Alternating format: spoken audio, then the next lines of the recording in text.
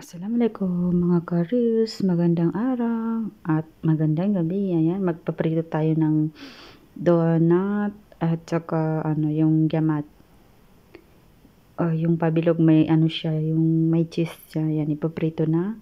Pinainit ko lang yung kawali. Ayan, ilagay na natin ang ating donut. Yan, ko na siya. Bilog ko na yan kanina.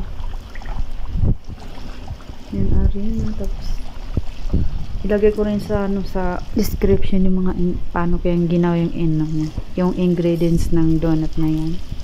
Try nyo guys kay yan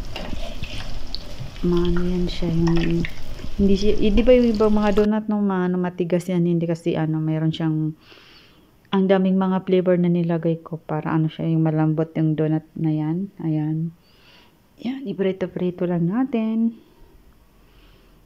Yan, maganda yan sa pang merienda pag taglamig. Ayan, naluto na. Pag mag-brown na yung kulay niya, yan, ilagay natin sa sa tissue na para masipsip ng tissue yung mantika.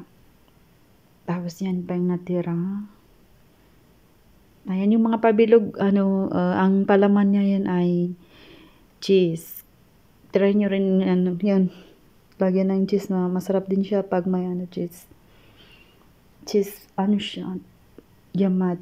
Or donut din yan siya. Pabilog lang. Ayan, iprito rin natin. Ayan, ganyan lang. Balik-balik ta rin lang.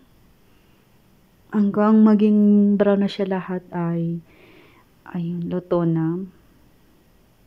Hindi masyado yung niya, para hindi masunog, wag masyadong malakas yung apoy niya. Ayan, yung ganyan ang kulay. So, ayan na. Malapit mang maluto. Every nagaluto ako niyan tuwing every week nagaluto ako niyan. Nilulutuan ko yung mga alaga ko. Magmerenda. Hindi naman araw-araw. Ayan, luto na siya guys. Ang ating donut. Ayan, lagyan natin ng asukal. Yan.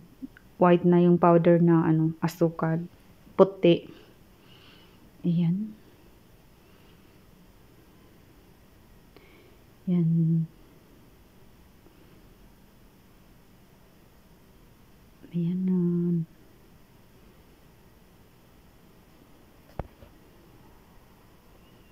Ayan, ganyan na rin. Pwede rin yung yung parang tinuno na asukal. Pwede rin siyang yun doon. Yung syrup. So, ayan na siya guys. Tapos na yun yung donut. Tapos yun naman yung yamad donut na pabilog siya. Tapos may cheese. Ayan. Yan, magkuha na yung alaga ko. Sabi ko, tikman na niya kaya naluto na. Ayan, salamat sa inyo guys. At naluto ko na, ibigay ko na sa kanila. Kaya pang merenda nila yan. Pang merenda na namin dito sa bahay. Salamat sa inyo guys sa panonood nyo. Yan. Ingat-ingat kayong lahat guys. Bye-bye. Thanks for watching guys.